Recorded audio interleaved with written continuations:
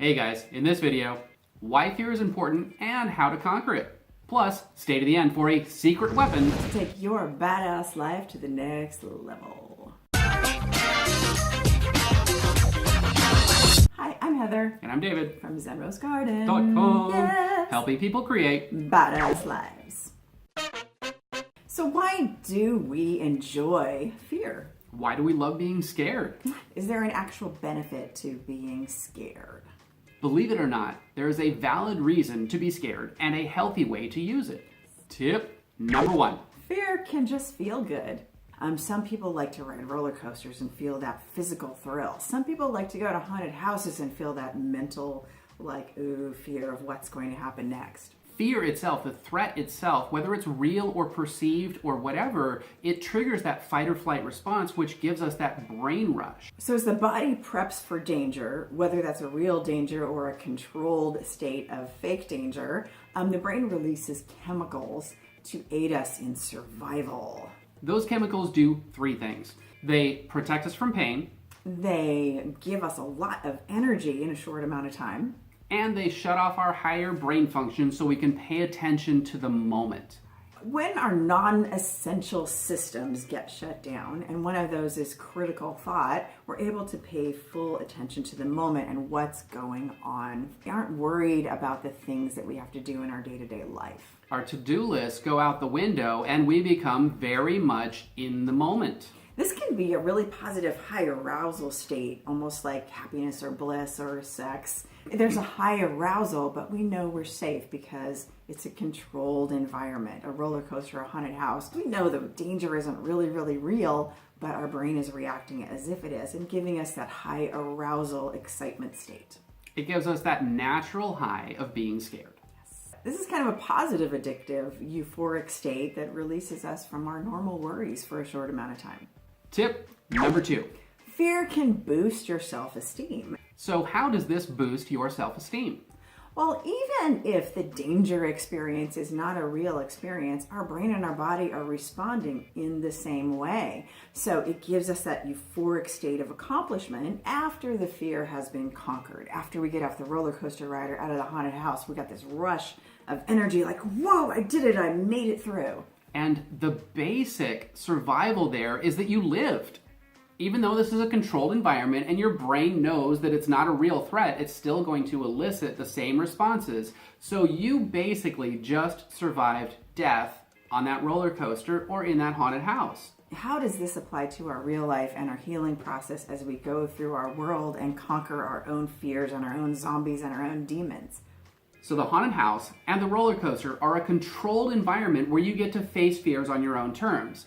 Another controlled environment would be a healing session or a shamanic experience where you're going in to trigger and face your fears in a controlled environment that gives you the safe place and the safe space to face your demons. Facing your fears and your inner demons and your inner zombies in a safe space can take place with a life coach or your psychotherapist or your Reiki practitioner or your shamanic practitioner or any kind of underworld guide that takes you into that internal space where you've got your fears hidden and helps you face them in a controlled way. The fear and facing those fears can become euphoric. And what happens is the brain doesn't know the difference between whether it's a real threat that's happening, a real event where your fear comes to the surface, or whether it's something controlled inside of your mind. It's going to give you the same response. So it's also going to give you the same endorphin rush when you face those fears and when you overcome them, which can lead into a positive addiction to self-growth. This alone makes us want to continue peeling off those layers that felt really bad, but we were holding on to, so that we can have that euphoria and that feel good and that boost to our self-esteem that we just conquered something really challenging. Now we know that we can do it again next time. We've been down that rabbit hole and we're ready to go back and kick ass on the next level. So with your self-growth and with your personal development, as you're facing your fears and you have those moments that feel amazing because you faced a deep fear in your underworld, in your shadow work, and come out to the other side, which connects you more to your light side, then you want to do more of that. Just like the roller coaster when you know that the danger isn't really real, or the haunted house where you know those are just kids dressed up as zombies, when you're going into your fears and reliving traumatic experiences and healing them with a guide in any situation, you logically know that situation is not really happening in the now, but your brain is still reacting with those same chemicals to help boost your self-esteem and help you move forward and rewire and remap that space and place in your mind where you felt helpless and powerless at the time. So it's going to trigger that feeling enough for you to work through whatever the traumas are, whatever your darkness is, whatever your shadows are, to break you into your truth. Tip number 3. Facing fear as a group can make you stronger. So what happens when we are out in the wild, hunting as a pack, hunting as a tribe, hunting as a group, is that we get in this state, this zoned in state of facing a fear together. And oxytocin gets released in the brain and in the body as a result. So we're not feeling any pain, we're feeling euphoria, we're like all together. And those emotions that everybody is feeling around surrounding facing a fear get amplified in each other. So that courage can be amplified as a group. Or the fear could be amplified as a group. This is also why it's really important to have strong leaders in the group. Because if you've got a strong leader that's full of confidence and that knows how to face those fears, everybody else in the tribe, everybody else in that pack picks up on that and emulates it, and it triggers their confidence and their strength and their self-esteem, and everybody feels greater together. We've become closer to people because of this rush of energy that we experience together when we're moving through a space of healing or facing fears together as a group. And that's why there's an intense bonding experience when people go through crisis together. So finding groups that face fears together in a safe space of community can actually help us as individuals improve faster in our self-growth, in our personal development, and in our life in general. That's why having a good support group for your healing is massively, massively beneficial. Now it's time for that bonus tip. Not facing fears can make you feel like a faker. This can trigger an imposter syndrome, where you believe everybody else outside of you has their thing together and you don't. So you must be the only one faking it. So when we decide to not face our fears, we're putting ourselves on a self-growth timeout. And we become internally restless because we haven't faced that fear. So some part of us is still experiencing a little bit of that fight or flight. But that fight or flight continues going on under the surface on a low-grade anxiety and stress level because we haven't conquered the fear.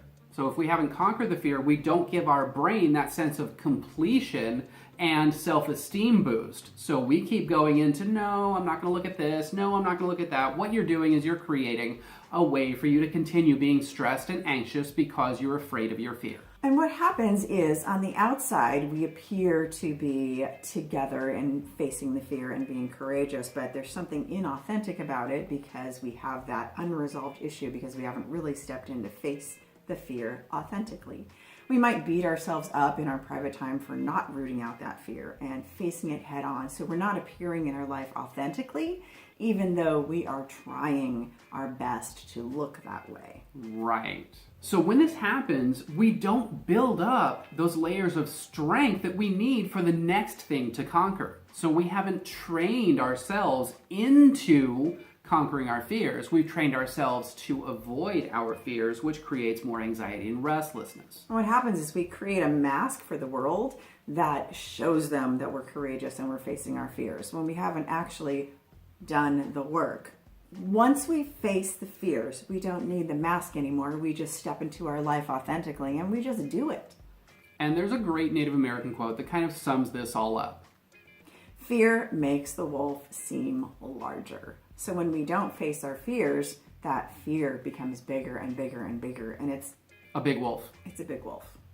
But it's not a big wolf. One time I got talked into going to a zombie escape room. I didn't want to go because I hate zombies, but I got talked into it. And I just kind of was like this at first, just kind of stubborn. I really don't want to go. And then I said, you know what? I'm going to go try it and face my fears. And once I got in there, I realized it wasn't a bunch of zombies ready to jump out at me. It was a big puzzle to unravel and solve so we could get out of the escape room. And I let myself surrender to it, and I had this sense of euphoria and those good chemicals, and it was really, really fun. Now zombies aren't as icky to me anymore. I don't go, oh, I don't like zombies.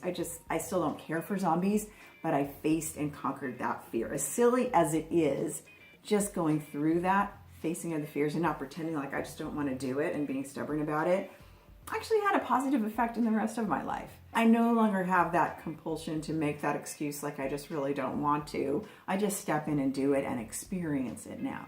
So when I was a kid, I watched the movie Poltergeist. I was probably 9 years old, and at the time, my parents noticed what was happening, and they were like, you know what, it's just costumes, it's just this, it's just that. And they were like, why don't you go ahead and continue watching it over and over again until it doesn't seem scary? So that's what I did. I continued watching this movie until I could start to see all of the little makeup pieces and the costumes and the props and everything like that. It was a great way for me to conquer a fear, and I felt great afterwards. Once you see the zipper on the monster costume, you'll never look at the monster the same way. You just learned about why fear is important and how to conquer it. Now it's time for that secret weapon. We're inviting you to join our special Facebook group, Badass Personal Development with a Metaphysical Twist. Join us as we go live every week for personal development and self-growth tips. You can learn stuff, win stuff, and start your personal growth journey. We pick a new winner every week for prizes like crystals and memberships to ZRG Global, the personal development community for your badass life. It's the healing center that fits in your pocket. Click the link in the description to join. If you like this video, hit the like button. If this video helped you in any way, share it with a friend. For more badass life tips, be sure to subscribe. And click that bell to turn notifications on So you're the first to know when we drop a new video. We'll go live. Thanks for watching. And we'll see you in the next video.